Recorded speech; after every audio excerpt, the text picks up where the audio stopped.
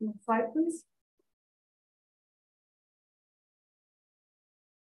So closed captions in English and Spanish are available.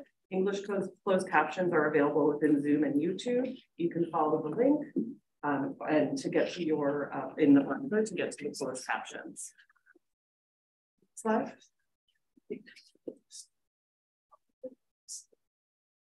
At the bottom of the middle of your screen, you should see a menu of options. If you can't see the menu, hover your mouse over the bottom middle of the screen. Then click on the CC icon and a separate window with captions will appear. We also have ASL interpretation in an effort to continue to center equity in addition to closed captioning.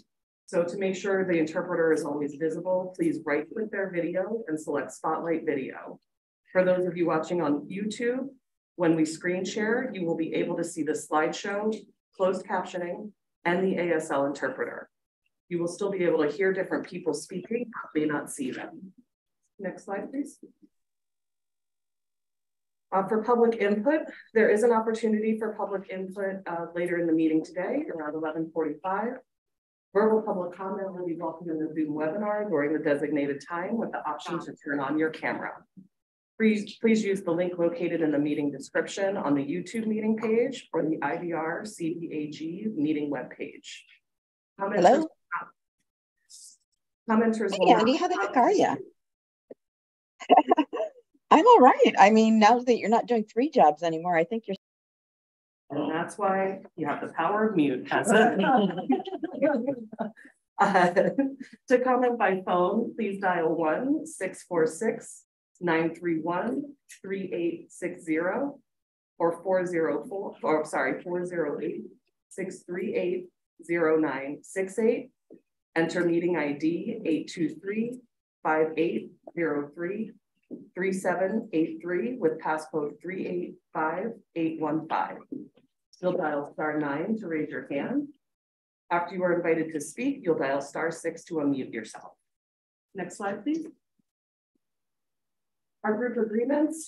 In this space, we put our relationships first. We'll keep focused on the common goal. We will note power dynamics in the room and create space for multiple truths and norms. We will be kind and brave and practice examining racially biased systems and processes. This is a learning space for everyone. Please look for learning. Advisory group members, we ask you to turn on your cameras as we share this space together when you're in the virtual room. Please take care of your personal needs as they come up. Virtual participants can participate by taking written notes, using your raised hand, and speak features for active engagement. We welcome diverse perspectives, and it is okay to disagree. We ask you to move up and move up. If you tend to do a lot of talking, please move up your listening. If you tend to do a lot of listening, please move up your talking. And we will assume and have good intentions. Next slide, please. And with that, I will hand it to you, Greg. Okay. Thank you, Shannon. Good morning, everyone. Thank you for joining us. This is, once again, our 3rd Community Benefits Advisory Group meeting. And this is, once again, critical conversations that we're having about how this program is going to fit into the context of both of the communities and what things we can do to make sure that we are not just building concrete and steel and walking away with the community not being satisfied with what is left for the future. So important business. So let's go to the next slide, please. So I'll turn it over to, well, let's go to Commissioner Mapp, since he is virtual for a welcome from the city of Portland.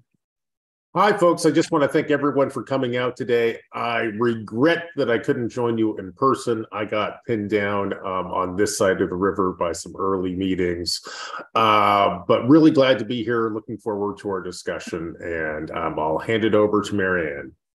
Good morning, Mingus. It was good to see you this morning for 2.5 hours. You're missing the pumpkin cheesecake brownies. Oh, so. I'm jealous. Save some for me. I'll give one to a Peabody, and I'll meet them back at City Hall.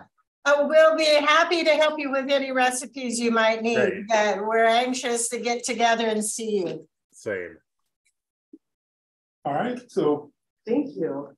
So we'll do some quick introductions, name, pronoun, organizational affiliation, and then our check-in question inspired by the dessert this morning is, what is your favorite holiday dessert? There you go. We'll start with you. So, Greg Johnson, he, him. I am the program administrator for the Interstate Bridge Replacement Program. My favorite holiday dessert is now pumpkin brownie. They freeze well, Greg. Bars. They freeze well. Yes, 0 calories. Ryan. I'm Ryan Winsheimer. I'm the ODOT Region 1 manager. Let's see, my favorite holiday item to eat is turkey, which I know wasn't the question, but it's really important to me that you all know turkey is one of the things I love to eat the most. So I'm really looking forward to Thanksgiving. In terms of desserts, there's a it's called cherry dump cake that my mom used to make for my birthday that now my daughter makes for me. And it's like her favorite thing to do, which makes it twice as good. Holly Williams, City of Vancouver community member. She, her, chocolate, anything chocolate. Yeah, chocolate. Eric Drake with the IBR equity team, eating brownie. I love pumpkin pie and gingerbread cookie. Oh, good. I'm with you. Pumpkin pie. I'm Vicki Nakashima, and I'm retired from the state of Oregon. I was at one time the civil rights manager for ODOT, which goes back ways. And I'm one of the founders of Partners in Diversity, which has been great to help support. I live in East Vancouver. I have a Camas address, but I vote in Vancouver. That's right. And I use she, her pronouns, and I'm happy to be here. This is my first meeting. Welcome, Vicki. We're glad to have you. And just to add, Vicki is very graciously also serving on our EAG. So we'll help liaison with the Equity Advisory Group. I'm Corky Collier with Columbia Corridor Association. And my favorite Thanksgiving dessert, I think, is pumpkin pie with whipped cream, or pecan pie with whipped cream, or other pie with whipped cream, or ice cream with whipped cream. You get the idea. Carly Francis, she, her pronouns. I am the regional administrator for Southwest Region for Washington State DOT. I think my favorite holiday dessert is like my grandmother used to make 9 kinds of cookies in the sort of Scandinavian tradition. A couple of them are fried, so horchachorns, fadiman buckles, all these weird things that you can hardly spell or pronounce, but that to me is that's the pinnacle, although I very rarely make them, and often not all 9. It's a lot of work. I'm Ann McInerney, Ogle Mayor for the City of Vancouver. I too like turkey, but anything pie and anything with whipping cream, and that's my downfall. Yeah. Thanks, Corky. Eric Holmes, Vancouver City Manager, he, him, and literally my mother's apple pie. She's a master gardener. She grows the apples herself, and her crust is incredibly flaky and just like the taste of chowder. Yeah. Shannon Singleton, my pronouns are she and her. I'm the co-facilitator of this group and work on the equity team within the IBR program. Mine is definitely I was very lucky enough to get the actual recipe for my grandmother for her sweet potato pie. So mine is my grandma's sweet potato pie that I now make and sometimes replace the cream with ice cream. There you go. Jonelle, I'm going to hand it over to you and then we'll go through intros on our virtual space. Great. Well, good morning, everyone. John L. Bell, he, him pronouns, serve as Principal Equity Officer for IBR as well as co-facilitator of CBAG. And my favorite dessert is sweet potato pie. I think he said that to get some sweet potato pie, but. I mean, hey, but I will receive any dessert, really. So, and I'm really sad I'm not there today because Mayor, I understand you have quite the skill when it comes to baking. Commissioner. Let's see. I have heard so much about Mary Ann's baking. I am excited to try that one day too. I'm sure that will be my favorite once I get a chance to partake. But if I were looking for a holiday dessert that resonates with me, I am partial to a homemade apple crisp, which kind of falls into the fall holidays. Peter.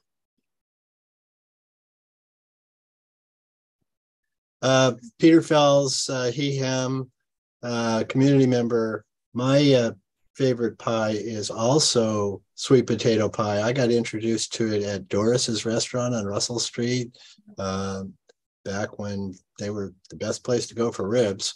I'd like to get Shannon's recipe. Ooh, that's a tough ask. Yeah. Michael and then Jane. Hello, Michael Strauss, he, him. I run development for Kimco's Western region. Kimco is the national REIT that owns the Jansen Beach Center. And in terms of desserts, I was thinking pumpkin, but I think I'm swayed by the sweet potato pie.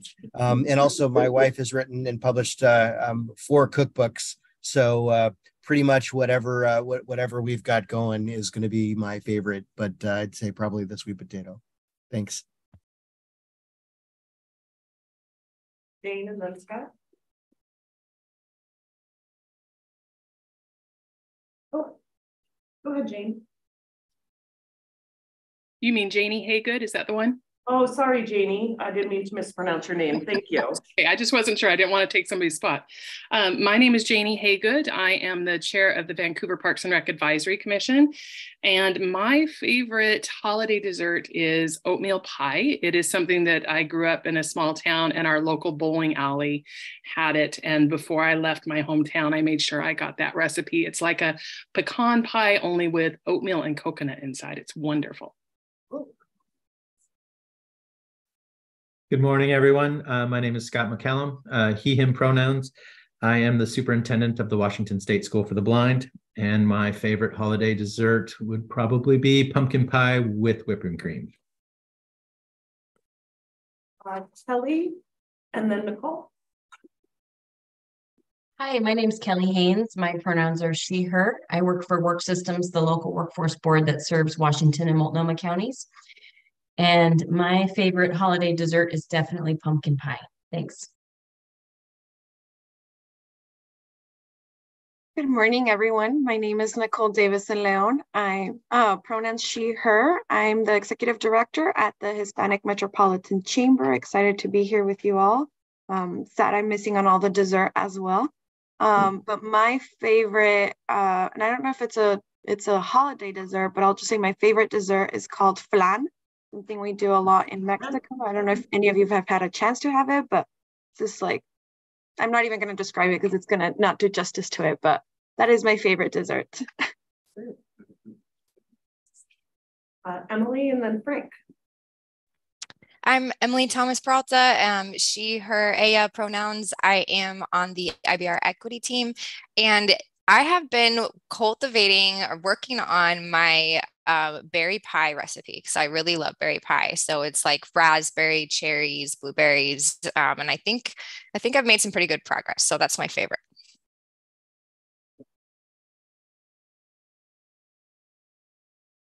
Frank. Oh. All right, thank you all. Some of us are logged into both, so I'm not going to have us all reintroduce ourselves because we're in virtual and real space. We can pull the slides up.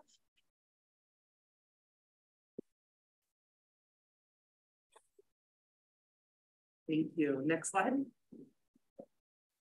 So our agenda today, we'll go through a program update with Administrator Johnson, who will also share history of the program area. We've got about 3 slides that we'll share just to give a quick overview of the equity framework, the climate framework, and our community advisory groups, principles, and values. And then we'll move into our visioning exercise with our discussion question focused on what is the future state of our communities in the program area when construction is complete. So you'll have some time to think about how you might approach that question. Then you'll spend some time in pairs or with triads, and then a small group, and we'll come back to the large group, followed by public comment, and then our closing and next steps. Next slide, please. Administrator Johnson.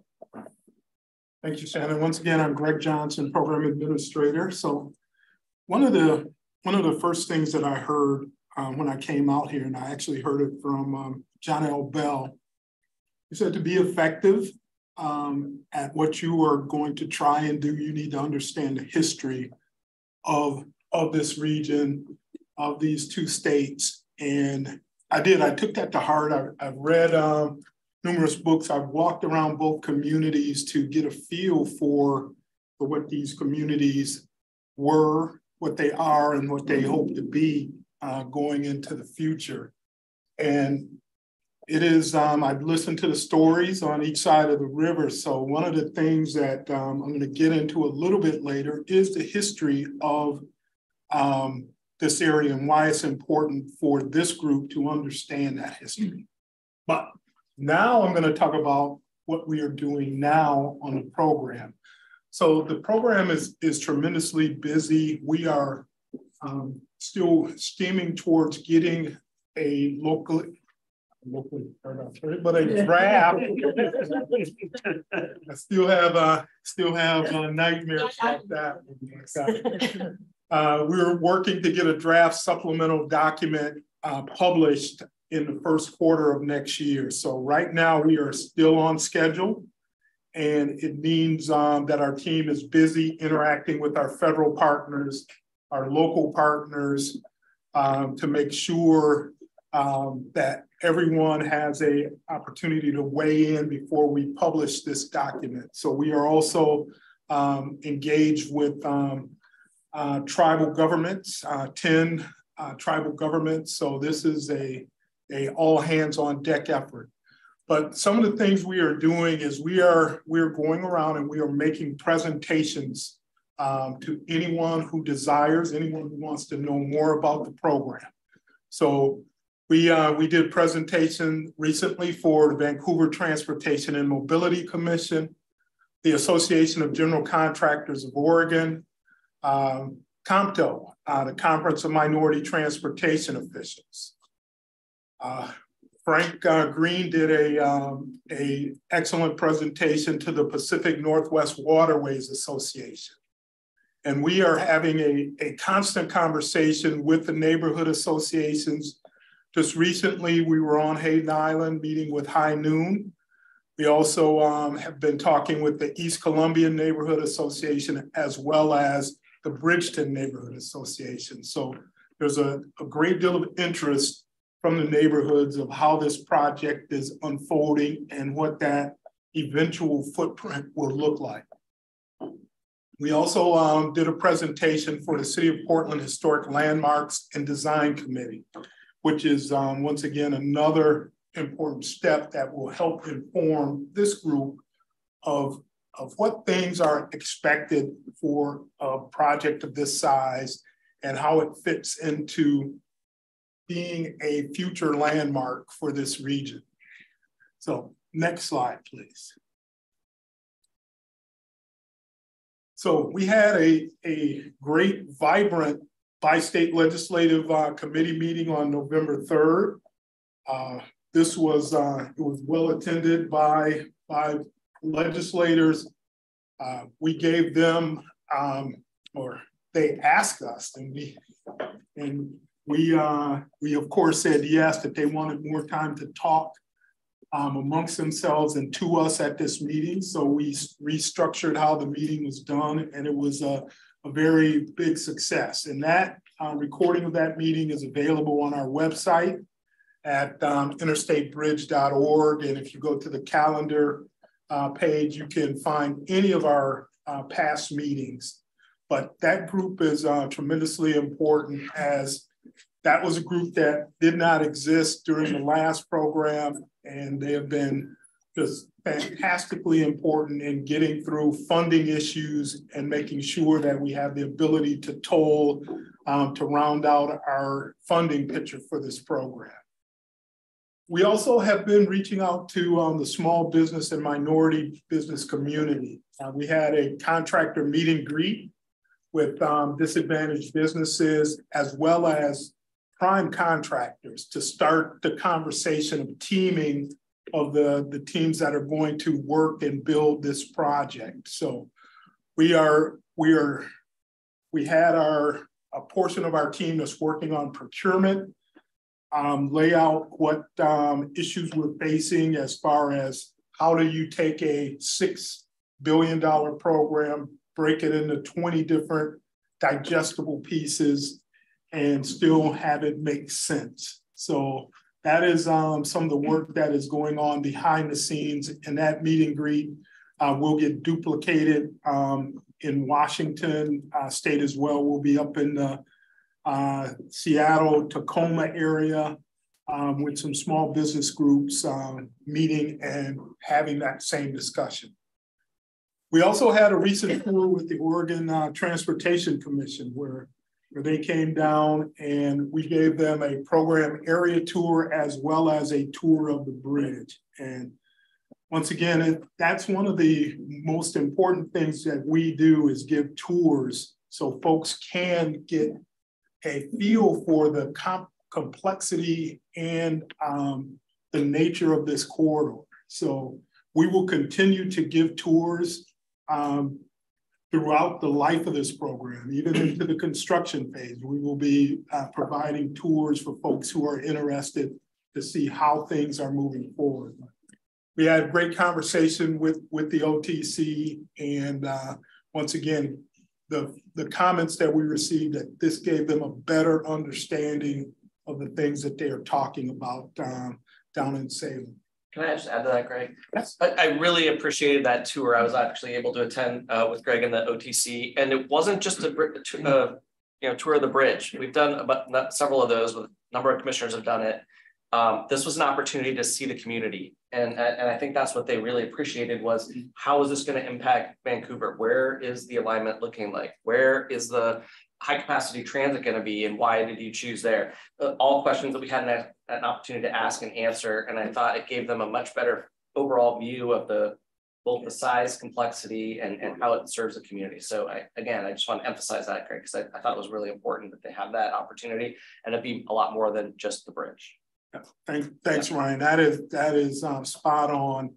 And one of the more important things that were happening were the side conversations while we were in the bus, and folks would ask questions, and we had a lot of our program staff sprinkled in the bus to help answer questions. So excellent event, and we will continue to do tours. We will offer a tour for this group as we move forward. So let's go to the next slide.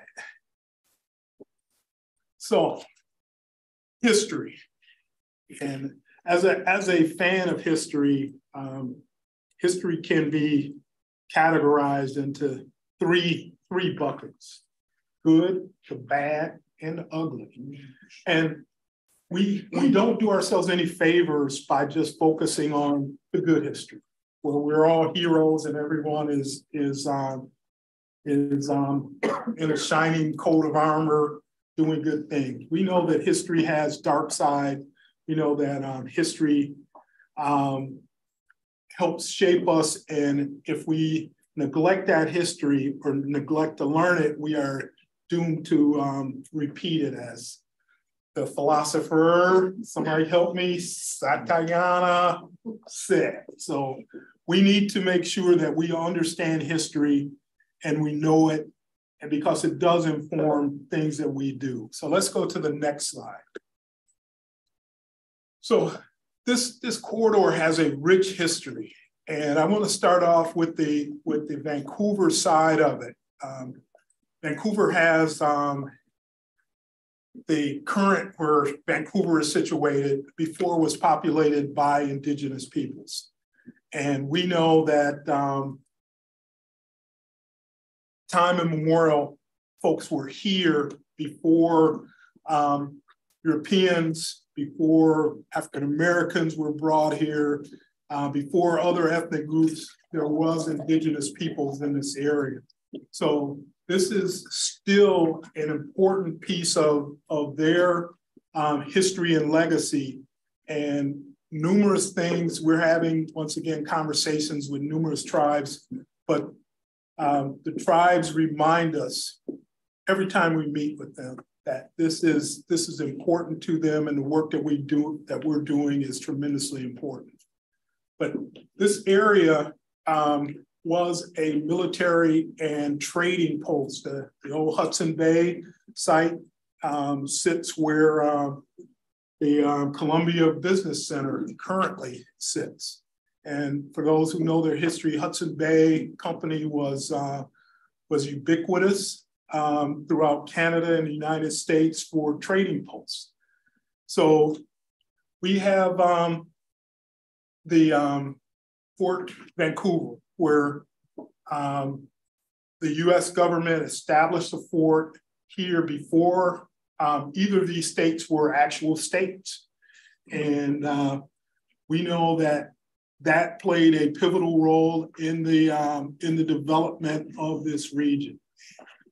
But you go to 1906, the railroads started to push further west and started to service this area.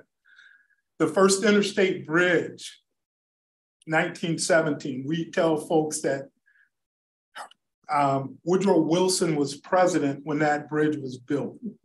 So this is part of the understanding that we need to have of this area. The second interstate bridge was built during the interstate era, 1958. And once again, serve this area to help it develop and grow. Also, if you look at the river, the Columbia River was starting to be tapped for more hydroelectric production, which also helped facilitate the growth of this region. One of the other key things that happened during World War II, Kaiser decided they were not just a healthcare entity. They were doing other things at the time, and they put a shipyard here that helped fuel some of the war infrastructure during World War II. So there are remnants of the Kaiser shipyards that is currently the Columbia Business Center on the Vancouver side of the river. And another important thing that the Kaiser ship production did, it brought African Americans to this region in numbers not seen before. We also know that the Vancouver Housing Authority was started in 1942. Vancouver is one of the oldest cities in the Pacific Northwest, and therefore have a lot of firsts out in the Pacific Northwest. Every day I walk by the park, Esther Short Park, and it is noted as one of the oldest parks, or the oldest park in the Pacific Northwest. The federal highway system, actually there's more history to it. It was actually envisioned by a young lieutenant, Dwight D. Eisenhower, back in the early 1900s. And because he had to take a convoy of military vehicles cross country. And he said, we need a comprehensive highway system. And so you will see signs across the US. When he became president, he put in the interstate system into law. And you'll see signs that designate the interstate as the Dwight D. Eisenhower interstate system because of his pivotal role. So You get into the 70s and forward, you talk about what happened to cities. You see expansion of suburbs. You see the car culture starting to change how folks moved around and how cities grew and how suburbs grew. Affordability started to become out into the areas beyond the city limits. One of the smart things that this region has done, both on the Portland side as well as the Vancouver and Clark County side, is married land use with transportation planning. So you can see in my home state in Michigan, it is not a marriage. And you see that transportation is constantly behind and chasing growth and adding more lanes further and further out from the core city. So these areas have done a good job of land use planning and marrying that to transportation planning. But what you have seen is a growth of an auto-oriented single family housing. And that is the challenges that we are facing. As areas expand, you have a single family home and you live here, you work there. Now you are dependent upon a mode of transportation. And it has now become second nature for us to jump in our cars and drive. So one of the things that this program is trying to help facilitate is options by putting forward light rail as a means of moving people through this corridor. We are looking at how can we change the dynamic of an auto-oriented society. Once again, that imbalance of jobs and housing. Are the jobs where people live? And do people have to now get onto transportation? You know, you hear the old stories of Henry Ford when he was building auto plants. Folks live right next to the plant. They get up and walk to work. Now, once again, you have to get into a car or another means to get to your job. So we have to look at how we are developing where those jobs are located and are there easy ways for folks to access.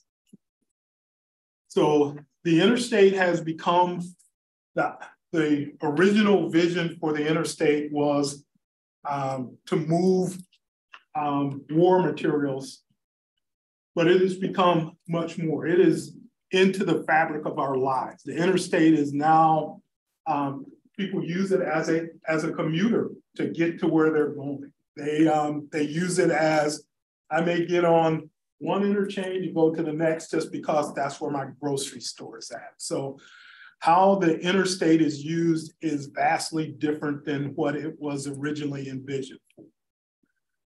Tax reform. One of the most interesting things I've found in the history of coming to this area is if I live on the south side of the river, guess what? I don't pay any sales tax. If I live on the north side of the river, guess what? I don't pay any income tax. That's tax.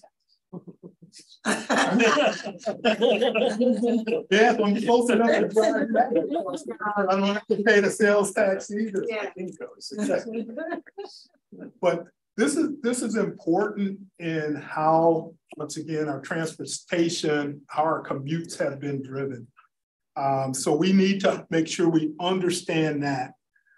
But what you're seeing now in communities across the country is a transition back to more urban-centered growth, infill of folks where the infrastructure exists. So we, as we are building transportation infrastructure, we hope to facilitate that. As we are looking at this as a community benefits advisory group, we hope to facilitate that. It is a more efficient growth, but we have to make sure that it's affordable for all. It can't be just that folks with the six-figure salaries can now live in these downtown areas where the poor keep getting pushed further and further out.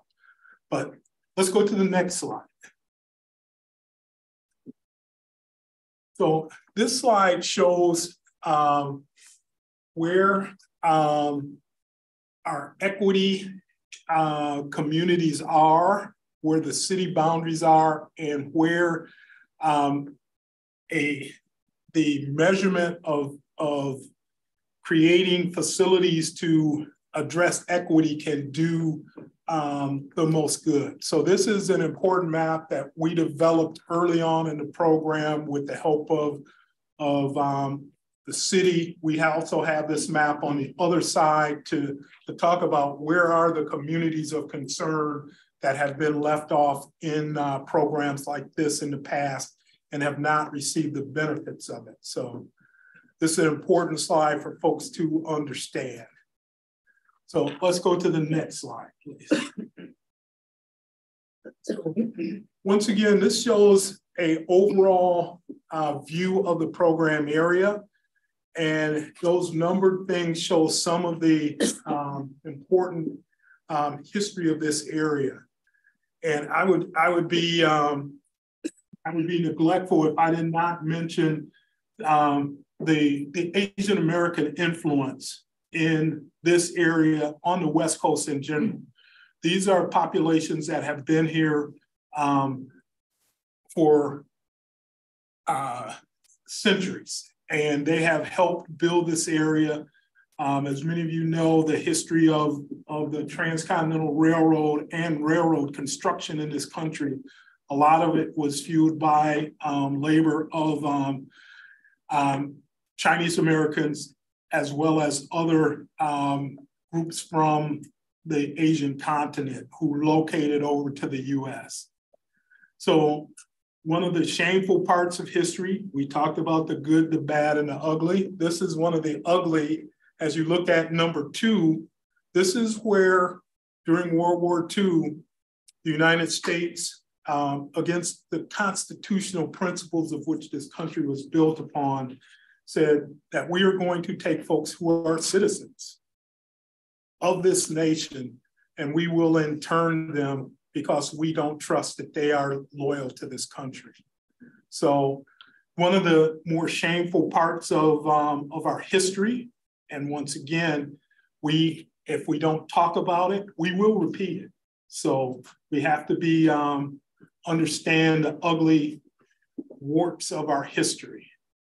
But once again, this is I've been over to the monument over in the Expo Center and the plaque that they have at the Expo Center. And we are working with the Expo Center as they revision or re-envision what they're going to be, how we can help make sure that this program is honoring that history as well. So number 1, the Vanport floods.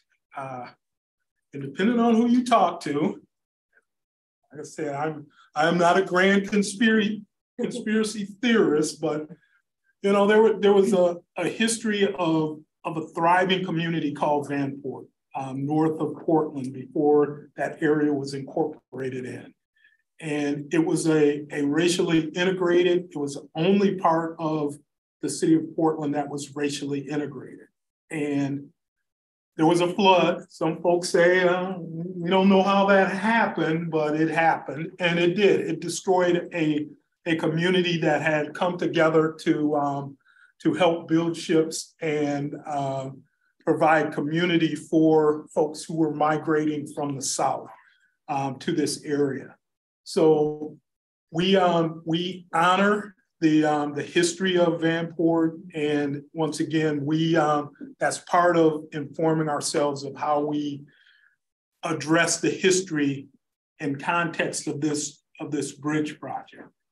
So third, once again, the indigenous people, the historical context. We have 10 tribes, 10 federally recognized tribes, and 1 tribe that is not, and I know that's a sore point, so I won't delve into that. But this bridge, this corridor sits on lands that were ceded by indigenous tribes. And we know that and we honor that. And as we are doing the necessary work to reconstruct and modernize this corridor, we are being intentional about not disturbing sites that are archaeologically or culturally sensitive to the tribes. We are doing a tremendous amount of investigation in coordination with the tribes to make sure that we are being respectful of their history in this region. So fourth, I-5 construction. Once again, the interstate has a checkered history of impacts across the U.S. If you look at the growth of the United States, and some of it is attributed to the GI Bill for folks who were coming back from World War II, they were able to get an education and they created this entrepreneurial boom. But one of the things that facilitated that was the construction of the interstate system, which connected communities in a more efficient, high-speed way. So having interstates that crisscross this country that go from some of the most remote areas. You look at, if you were building the interstate based on value, there would be no interstate in North Dakota, South Dakota, Wyoming, Montana. So the interstate, it was an egalitarian effort that says, no, we need to connect an entire country. So the construction of the interstate was one of the most fantastic economic drivers in the history of this country. It's also one of the largest infrastructure investments in the history of the world. The dark side of it, the ugly. We cut through communities. I can take you to communities across this country: Detroit, Tulsa, Mobile, Alabama, Portland, Oregon, where decisions were made that we're going to take the interstate. God, I don't want to deal with the politically connected. I don't want to deal with folks who can fight me. I'm going to deal with the folks who have the least political power, and that's where we're going to put the interstate. And we're going to say, well, we're curing blight issues. We're doing things that will make this area better. Or it's less expensive. Or it's less expensive. Thank you. So the interstate, some decisions were made with a very jaded view and with a prejudicial view of what folks live in those areas. And like I said, I'm a DOT guy. I've been most of my adult life, and we have to recognize the ugly of our history as transportation builders and facilitators. But once again, you recognize it. We can't go undo that damage. I can't go back and rebuild the albino community. But what we can do is recognize it and do no further harm, and also give opportunities for folks, because way back then, yep, we're going through your neighborhood, but guess what? You can't get a contract on this project, or you can't work on this project. So we need to make sure that we are taking that history into account as we reconstruct and we rebuild this, this corridor. So let's go to the next slide, please. So the indigenous people in this corridor, and they were in this corridor before recorded history. And they have had settlements up and down, and it was a rich culture. It was a culture that was vastly more populated than when the vast majority of white settlers came to this area. There were diseases that were unintentionally. Well, I know there's conspiracy theories, I'll put a quote around it, that were unintentionally brought to the populations of Native Americans that decimated their populations in this area and across the country. Smallpox was a particularly pernicious disease that destroyed Native American populations throughout the US. So once again, this is ceded land that through treaties, sometimes through broken treaties, this land was ceded to others, but it is recognized as ceded land. So white settlement came. Everyone is aware of the Oregon Trail and how settlers pushed west. And there was a welcoming of folks until folks said, well, the land you're living on, I kind of like that better than the land I'm living on. So why don't I have that as well? So these things are a part of our history that we need to recognize. The US government, through both treaty and war, moved indigenous people onto reservations starting in the 1850s. If you get a chance, one of the books I read was a biography of Chief Joseph and how that played out. And this area has a connection to that, in that the U.S. troops that went after Chief Joseph were actually out of Fort Vancouver. So Greg, I do want to, we're running a couple minutes over. I just learned that you were a history buff. If I had known. I would wrap it up. This is my passion outside of transportation. But once again, this area is still very significant to indigenous communities today. They still hunt and fish. I see the tribal boats out on the Columbia River fishing every spring, and this is part of their tradition. So once again, we're consulting with those 10 federally recognized tribes. Canoes. Canoes. Well, they're out on boats. Oh, okay. But once again, we have federal and state laws that we are adhering to, consulting with these tribes. They are governments, and we do consult with them on a government-to-government basis. So next slide, please. So we talked about Vanport, the flood that happened. You can see that bottom picture is striking to me of folks, creating human chains to move people through the flood waters. You had over 18,000 families displaced, which a full third of those were African Americans. And one of the other ugly parts of our history was the racial covenants that existed that said, okay, Vanport has been destroyed, you are displaced, you can only live here. And this was not unique to Portland. This happened all over the United States with redlining, where you could not get insurance, you could not get bank loans because you lived in what literally was red lines on a map. Next slide, please. Hey, Greg, real quickly before you move off of that slide, it's also important for this group to know that Ed Washington, our co-chair of CAG, actually lived in Vanport as well. And so you can learn more through his oral history by Googling it. We're also happy to share that as well. Thank you, John L. So next slide.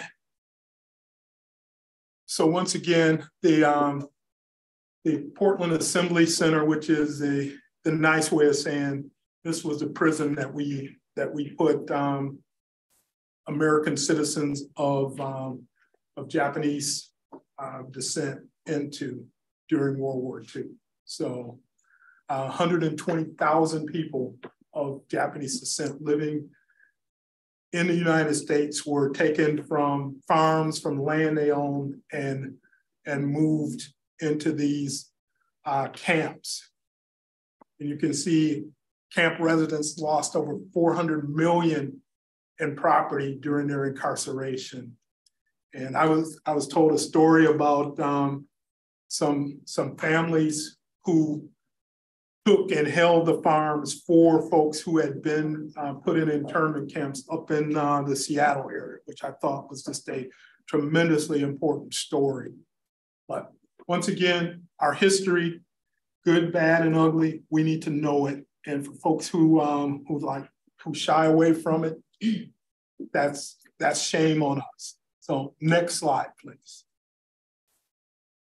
So this shows the redlining maps that happened when African Americans started relocating from the rural South to northern cities, and they were shoved into areas where they could not get loans, they could not do all of the things that create generational wealth. So this is the maps, and redlining is kind of becoming ubiquitous terms, but there's actual maps that had red lines around them of these areas. So next slide, please. This shows when the interstate was being constructed in the early 50s and how the albino community was displaced. When I came to this area in 2020, as an African American, one of the first things you do is you look for the African Methodist Episcopal Church, because that is always the center of the Black community in most Black communities. And I found it in Albina, but I was surprised that there no longer was a vibrant African American community around that church. So once again, we destroyed more than 1,100 homes in constructing I-5 through the albino community. So let's go to the next slide. I'm done. Thank you. I will hand it over to Emily, who will take us through a couple of slides. You'll note they're also in your handout so that you can take with you when we move to small groups. Go ahead, Emily. Yes, thank you. I'm going to move a little bit quickly through this so that we can make sure we have plenty of time for discussion. But basically, these are the program principles and values that have been established through different means that I'll cover, that we're really wanting to ground this work that we're about to do and these visioning exercises, and really think through these lenses as we think about what could community benefits look like. So the first is the IBR equity framework. This is really a huge foundation of the community benefits work. It is grounded in these principles to acknowledge, honor, and apply lessons learned from history as well as current events, many of the ones that Greg just covered, identify and address disparities, where legally permissible, use existing laws and regulations as the floor rather than the ceiling. We don't want to do the minimum. We want to see what we can really do to bring some meaningful change and benefits to communities. And then also prioritize contract equity and economic justice. So how can we leverage this $6 billion project and investment in the region to really help communities, many of those who have been left out in previous projects? And then of course, we want to make sure that we can give those who are the most impacted, disproportionately negatively impacted, and who have the least access to decision makers, how can we bring them to the table and hear their perspectives? Another key frame for this work is the climate framework. And similar to the equity framework, it helps us think through different phases of the project and how we are thinking about climate and equity. So the framework really helps us ask the questions like who, what, how, when, and what and how. So who's making the policy decisions around things like tolling funding, permit requirements, et cetera. So what are the design standards we need to meet? For example, does the bridge need to be open 100% of the time? Could there be acceptance for interruptions during climate events? What is our process for making and documenting and confirming agreement on design decisions? When will we make these commitments? So at what phase in the project are we looking at this? Is it in the draft? Is it in the modified LPA? Is it part of contractor requirements, et cetera? And then how are we communicating this externally? And then this work is also informed by the values and priorities that have been established by the community advisory group. So I won't read through every single one of these. We have the handout, but They are very similar to the EAG and the climate priorities here. So improving resiliency to global climate change, cost effectiveness, bi-state cooperation, protecting natural resources, etc. And Shannon, I believe I will kick it back over to you to discuss our questions for the visioning exercise. Thank you. So really we're looking for that what is the future state of our communities that are in the program area when construction is complete. I think as you're thinking about this, we just put up a couple of examples that might tie to equity or our climate framework. So examples like people with different incomes and identities are able to afford living in the neighborhood and feel safe walking, biking, driving. There are no more heat domes in these neighborhoods. So things of that nature that might link back there, just to provide a little bit of an idea for you all. We will move into the small groups. Again, you'll have some time for individual reflection. Then you'll be in pairs or triads, and then we'll move you into small groups and come back to a large group report out. Before we do that, I just want to remind folks, I will be asking every CBAG member to share back at the large group discussion 2 takeaways from the visioning exercise and the conversations you're having, and something that you either learned or heard that you hadn't thought of when you were approaching this work together. So with that, I will go ahead and move our virtual folks into your rooms, into your breakout rooms. And there will be staff for each room so they can also support if any questions come.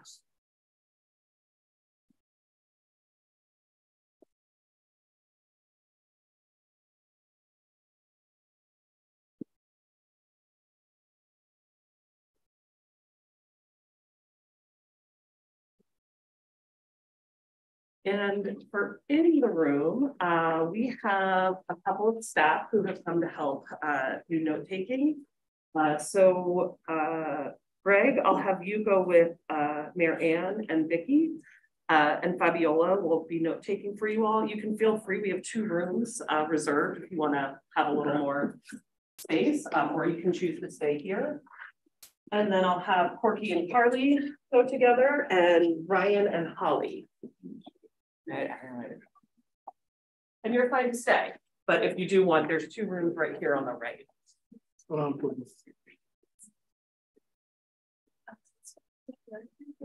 And Xander, could you go ahead and put up the slide? We'll be in the breakout rooms for about 30 minutes. I'm not file sure. What is that? I think he's taking this. Oh yeah, no. It's just like My favorite. yeah. No, it's like these weird. It's We stay here or? I mean. Yeah, you totally can. Yeah. Okay. So is there a conversation in pairs and then a larger volume discussion? Yes. Okay. Holly, where did Ryan? Yeah, I think. Oh, Ryan, I think probably went to the restroom, I believe. Probably be back.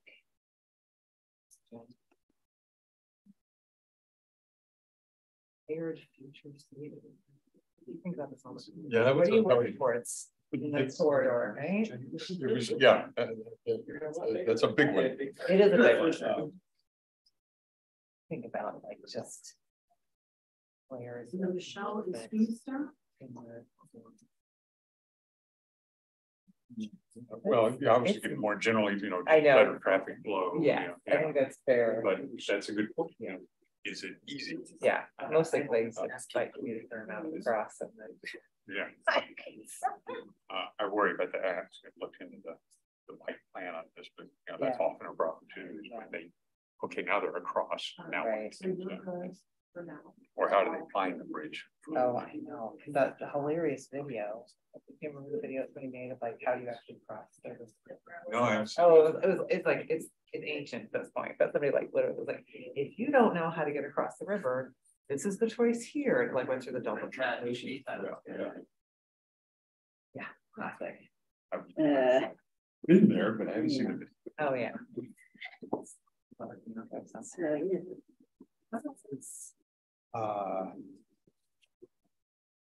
interesting. They absolutely it was not mentioned. What was it? Oh, the right. So So one of the concerns, really making it you know, landscape in the sense that that's where people, especially park downtown. the idea what's in my head here is, okay, right now, you want to go to. Really good way to decide. It's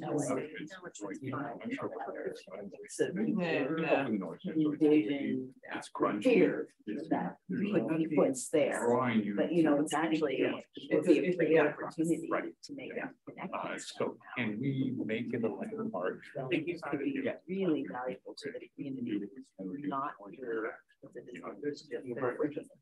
in a way where people say, because it was one of the planners. that sort of thing. That is, Oh, good. It's reduction of. Hello, I'm Holly. Well, I'm Fabian. Fabian, nice to meet you. So that was. I like your name. Oh, thank you. Yeah. How do we make this? Yeah, but I was born in May. Oh. Just like the name. It's also a name that does not work well. Easier, more obvious, yeah. Other languages. I used to live in France for quite a while, and it was Also, not a name that was well French. Oh, really? Well, yes. Really incorporate. Oh, very good. My daughter is for like graduation. Yeah, I mean, but yeah. Let's go. Yeah. I mean, That would be crazy.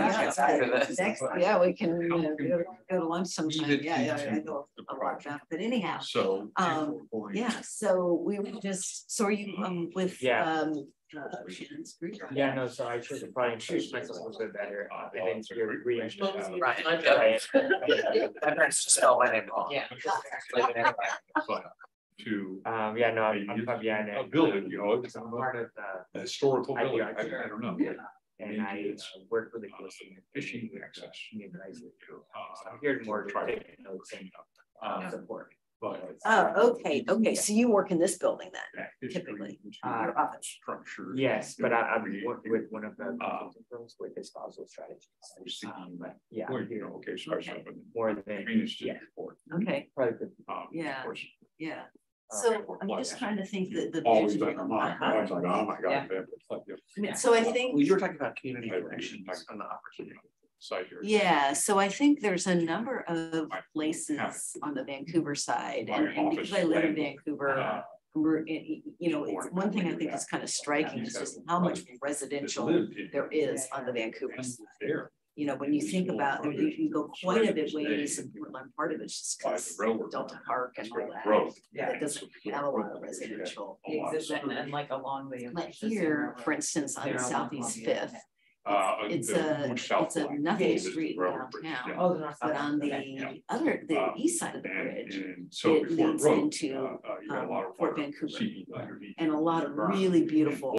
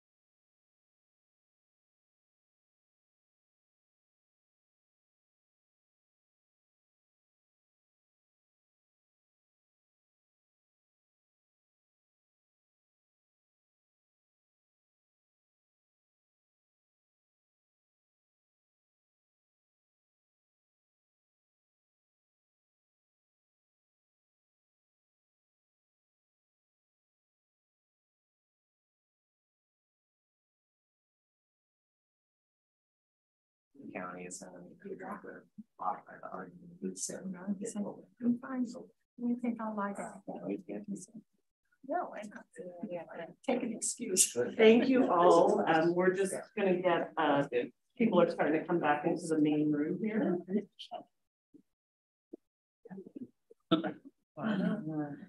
That was fun. Did it? Good. I know it always feels abrupt when you're on. Some echo. I think you got it. Okay. Let's see, great. I think we've got everyone back. Emily, are you able to pull up? Oh, I'm sorry. We actually don't need you to pull up the slides. We're going to do a large group report out. So I'm going to ask each CBAG member to please share 2 takeaways and one thing you learned or hadn't thought about that you picked up in your conversation. This time we'll start online. So I will start with Michael and then Jade. Gosh. Okay. Hello, everyone. Our group, the takeaways that I took took away from this were Scott from the School for the Blind talked about the accessibility issues, and that was something especially I think he mentioned you think of ramps, for example, as accessible measures, and those are important, but also some people in our community don't experience the world the way that some of us do. So for me, the emphasis on accessibility was important, and then second of all, we really focused on the transit. And Commissioner Maps made really helped emphasize the importance of the transit across the bridge as well. That's for me. Okay, for our group, our 2 takeaways were trying to find ways in which we can green the bridge, and one of the concepts, just making sure, like from a parks and trail, we always want to make sure everything's connected, interconnectedness. So trying to find ways that we can connect downtown Vancouver using the bridge to possibly downtown Portland. And is there a way that we can extend that interconnectedness, not from the bridge, but even further down into Portland to connect the 2 cities? The concept of greening, one of the things I came up with, which was kind of outside the box, is there's a new kind of technology out where they are putting moss on concrete. And not only does that help with air pollution and noise pollution, it also prevents with graffiti and things like that. Second thing was supporting houselessness and trying to make sure that we provide job opportunities for our houseless. And then I don't know if you wanted us to go over the history or kind of the things that we learned that we hadn't thought of, but I'll just briefly touch on that. One of the things that came up that we thought was great was the presentation today really was impactful, and trying to make sure that we want to make sure that we don't repeat the same mistakes that we've done in our past with regards to displacement of the houseless and the communities in the area. So that's it for our group. Thank you. Thank you. Scott. Well, Michael kind of gave a nice summary for our group. I think we talked quite a bit about that sort of cascading impact of having a mass transit option across the river, and the improvements that it then generates for access for all people, the improvements or the potential for improvements around housing and providing accessible housing options for folks, the improvements as it relates to economic development from those points of transit. So we talked a lot about that. Something that came up that in my early group, I guess our 2-person group that we had early on that I hadn't really thought about, was the opportunity that exists with workforce development and contracting with local folks who are from traditionally marginalized populations to be involved in the work and to benefit from this project in many ways, whether it be that they're trained that individuals get training in certain elements that will contribute to this project. But anyway, I thought that was a really interesting point. And the person who brought that up isn't on this anymore. And I forgot her name, I'm sorry. She's from Workforce Development, and she had a great point. Thank you. Commissioner. A lot of the issues that we talked about have already been raised. For me, the things that really kind of resonated and jumped out was the importance of accessibility, which I think has already been mentioned. Public transit, I think that's one of the reasons why this is a game changer, to actually be able to take a train from downtown Portland to Vancouver. That is a brand new world. Also awesome opportunities here in terms of contracting, especially for small businesses and businesses owned by women and people of color. I think if there's a nuance to add here, it's not just to have some goals here, but actually to direct our master contractors to really set up a training program or an apprenticeship program so that we can grow the capacity of these businesses over time. I can tell you, as an infrastructure guy for the city of Portland, that's a best practice, and we need to do this just to actually grow our workforce, because we don't have enough bodies to get this project done, even in its skinny version. And the last thing that really came out to me was the opportunities for leverage and matching here. We want to build a bridge which connects to our neighborhoods and then sparks, housing development, parks, and whatnot. Not only can this be integrated geographically, I think it could be integrated financially. Some of these bridge investments might actually serve as matching dollars for grants that the city or other entities might want to go for. So a lot of exciting opportunities. Thank you. Marcus and then Peter. Yeah, probably what I'll say at this point will be redundant, but we did talk about the synchronicity of projects, of having projects that are both associated with the bridge, but kind of ancillary projects that enhance the region. There's opportunities on both sides of the river for that. I did learn, as the first speaker said, about access for all forms of diversity, including the disabled. It wasn't mentioned, but including the elderly, the older adults. That's a real issue across Oregon, and I'm sure it is for Washington. And then the long-term training opportunities, I think that's gonna make our region stronger, again, on both sides of the river for decades to come, if we can get some critical mass trained in the process of building this bridge. So, I appreciate all the comments that everybody else made, and I do agree with them. So. Thank you, Marcus. Okay, so Janie reported from our committee. We thought we were just going to have one person, so she hit the highlights. But I've been stressing the fact that we're going to be displacing a lot of houseless people with this project, and if we can use some of the funding to create housing, it would be great. I was saying historically, Vancouver Housing Authority dispersed people when they had to create housing, compared to Vanport, where everybody was put in one place. So I want to encourage, let's build housing, but let's disperse it. And also we talked about workforce and developing workforce. And there are a lot of people among the houseless who could use training, get into apprenticeship programs, get into some good trades.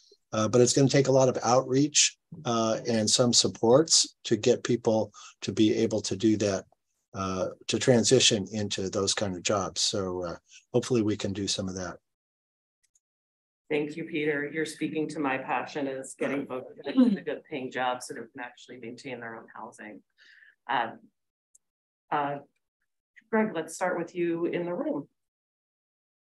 One of the things we talked about as a legacy for this project is both communities having the muscle memory of how to talk to each other on big, important projects that are going to be facing this region in the future. The possibility of high-speed rail coming through these communities. We also talked about how can we make this bridge highlight the river. And I tell folks, coming here from Michigan, every day I look at the river, I am amazed at it. And I think you folks kind of take it for granted, but it is a spectacular resource, both visually and whatnot, and celebrating the river and how we construct and how we design this And I mentioned to the mayor in Michigan on Interstate 75 between Upper Peninsula and Lower Peninsula, every Labor Day, they close I-75 down for 8 hours and they have a walk across the bridge. And it is a very uniting event.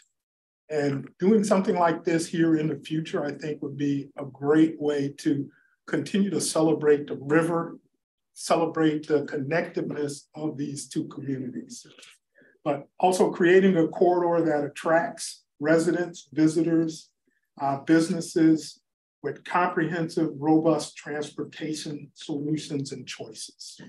So that's what Vicki. So my two that I want to report on is when this is done, that we will be better off. And sometimes we confuse better off with gosh, we didn't make it worse.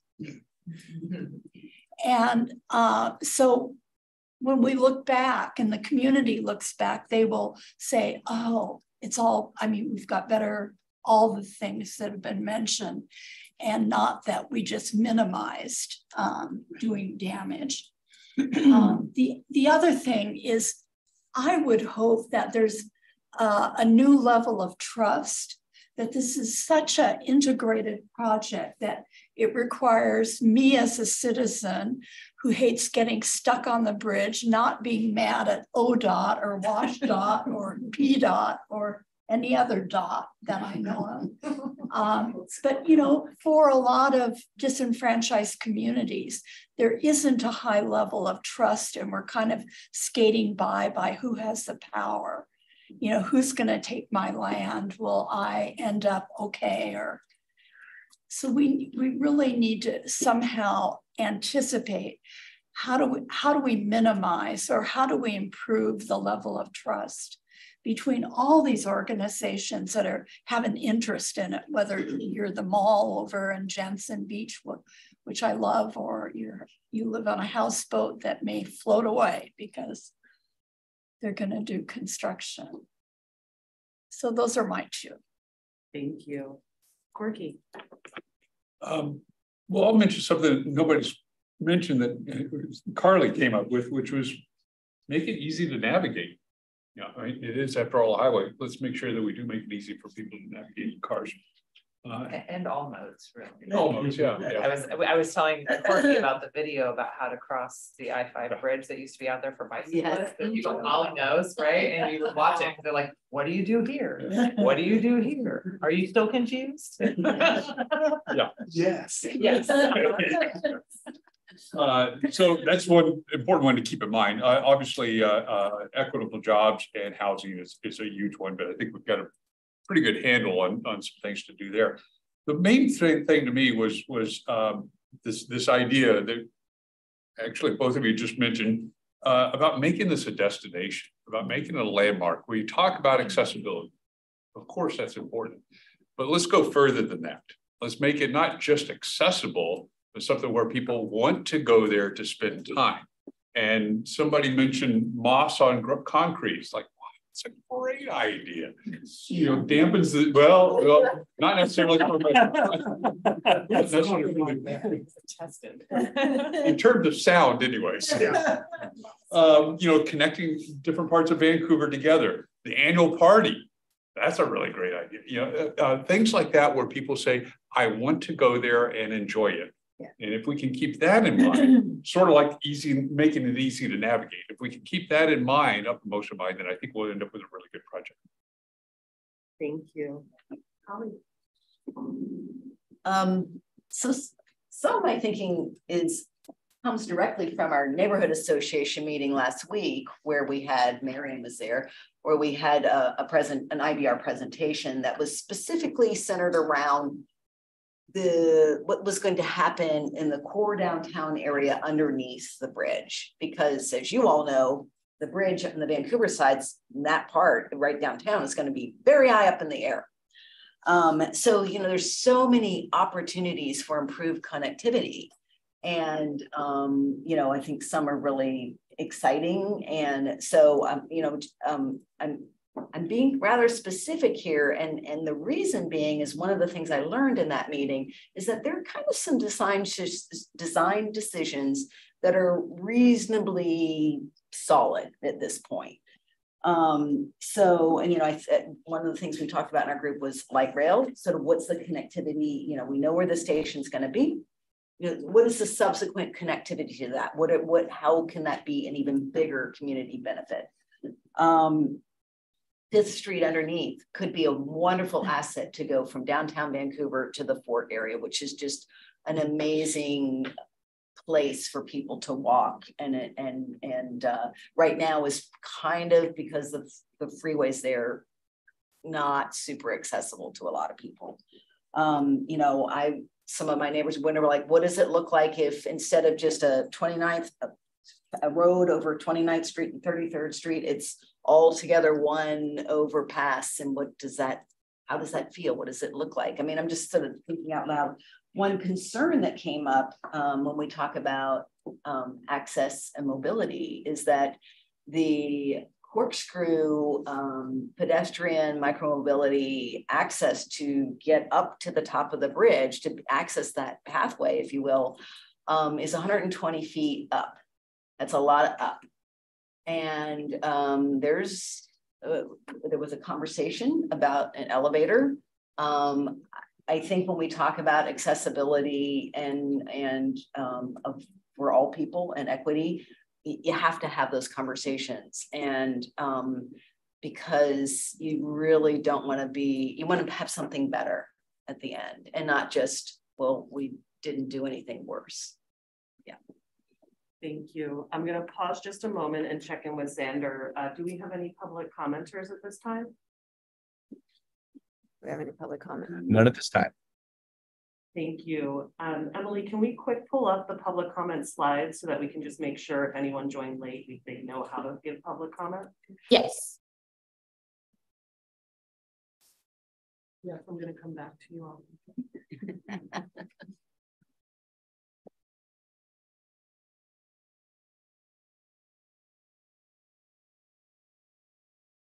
So if you are looking to give public comment, you can please dial 1-646-931-3860 or 1-408-638-0968. Meeting ID 823-5803-3783. Passcode 385815. You'll dial *9 to raise your hand, and then we'll call on participants to provide comment. And you'll be able to dial *6 to unmute yourself. We'd ask for your name and affiliation. And then we have a 10-minute time frame for speakers. Next slide.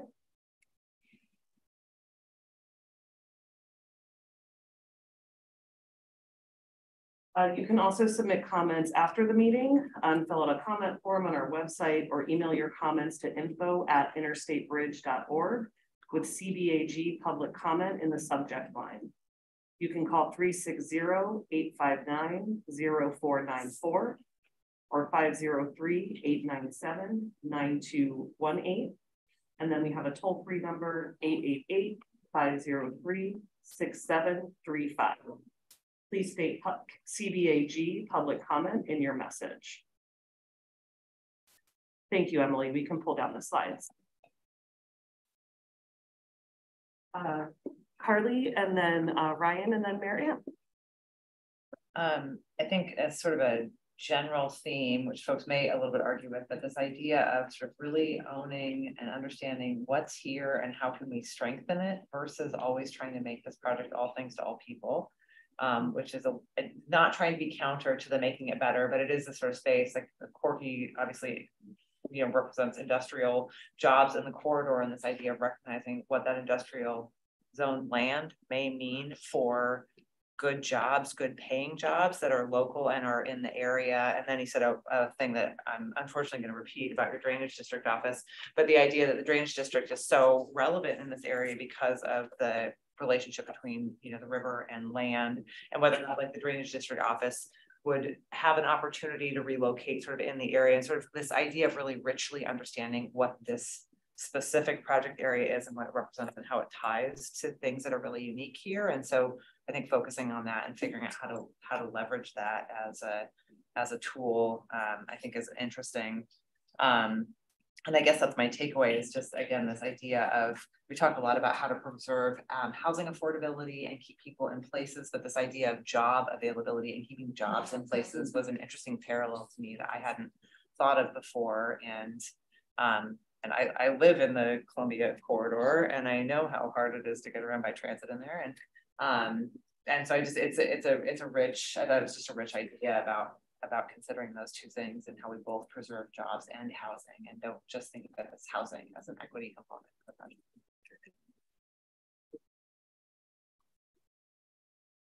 Well, I think I'm going to start with, you don't have to close the bridge to have a party. Oh. Brian felt a headache coming on. That's in the minutes. You don't have to close the bridge to have a party. And in fact, I hope that the multimodal nature of the bridge and all the things that we're putting into this bridge actually help provide that connectivity so that you can get to the party on either side, however you choose to get there. But I really like this idea of growing the community bond. And this idea of how do you celebrate that, and how do you can take the train to the party. Anyway, there's lots of those things I think are important. I love the idea of wayfinding. We found out, with the multi-use path we have on 205, people couldn't figure out how to get from here to there. It was really, really challenging. And we just went and invested in that. And it's better. Could it be even better? Of course. And I think the idea that to build that into sort of how we think about it is important, because it's not just this corridor either. It's how do you get to other places, and this is going to enable that. My partner and I, as we were talking, I got a feeling for how hyper local a lot of these conversations are, and what it means to the community, similar to our bridge conversation with the OTC about why you are citing certain things in certain places and how they help connect the community and how important that is. So thanks for sharing your thoughts on that. And I think it's going to continue to be important. And then the last thing I'll say is it goes sort of beyond this. Yes, the jobs thing, and how do you grow the trades skills and the workforce, and then how do you house them? These are not independent conversations. They're all very connected in terms of how do you build it? How do you build something that's greater than the sum of its parts? And there's lots of these parts that we're all talking about, but for me, it's about how do you connect all of those things and build it into the project as a whole. So I look forward to doing that. As I looked at it, I took this question, what is the future state of our communities in the program area when everything is done? And so I identified the neighborhood communities, the college, the historic reserve, the downtown, and then we have the community of freight coming up out of the port. Each one of those, right, as you pointed out, it's kind of in our world of education, it's called an IEP. What are your specific needs? And how do we help you with your needs? So for neighborhoods, that livability and jobs and peacefulness and open space and such. For the freight folks, how are they going to get in and out of the port and get up and over the bridge? For the downtown, and it's not just Main Street, it's the waterfront. How will their businesses thrive? And thrive, as we were talking about, is one of those important words as we were moving forward, but it's all about the connectivity. Greg brought up more walkability. Yes, we're excited about LRT coming in. We know that we'll be having the reliability of getting up over the bridge when we know that there isn't going to be a lift on that bridge. But it's the choices of transit that we haven't had before. How exciting. But the walkability, to be able to walk both sides of the freeway, under the freeway, up, over, and around, and just enjoy that opportunity that we've never had before. So I do like the idea of honoring our river. And since we know how to close the bridge, Carly, we're going to be working with Ryan on a Labor Day 2025 opportunity. Behind my back. No, Charlie, we are going to work with Ryan. Oh, got it. Yeah, Labor Day 2025, close the bridge. Ryan, you're welcome. You do it 400 times a year already. Yeah, we just need to have a longer period of time. Just less so during the day. Think of the food carts in the middle of the bridge. How exciting. I want to bring us back together and just check in and make sure. Xander, any public comment at this time? None at this time. Thank you. Emily, can you pull up the slide so we can look at some of the next steps? Yes. Thank you.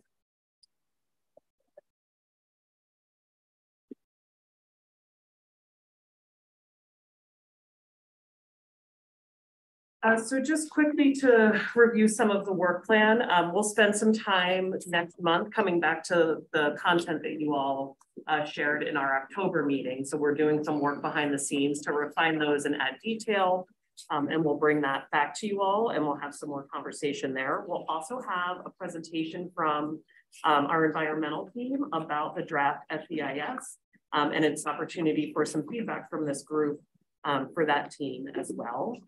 And then we'll start to move through, as you see, we'll start to move through the additional elements that you continue to bring up, and we'll focus on mobility and accessibility, community benefits, avoid further harm, and physical design. Next slide.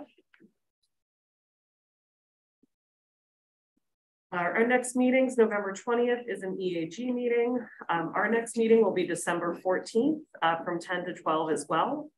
We will be in Portland for that one. And then our community advisory group meeting is December 14th as well. That'll be that evening from 4 to 6. So Greg will have a very long day of advisory groups. Next slide, please. We can go ahead through the public comments. Thanks, Emily. So Greg, any wrap up or last thoughts? I just thought the energy around this visioning was outstanding. I think, you know, if we can keep that energy and how we approach and bring solutions to the table, this is going to be a tremendously successful advisory group. So thanks everybody for bringing the energy to this. Thank you. Thanks for the party idea. Charlie, Ryan. 2025. Thank you all. We'll see you next month. Thank you. Happy Thanksgiving. Enjoy the desserts. Did you say we can close it down? Close it down.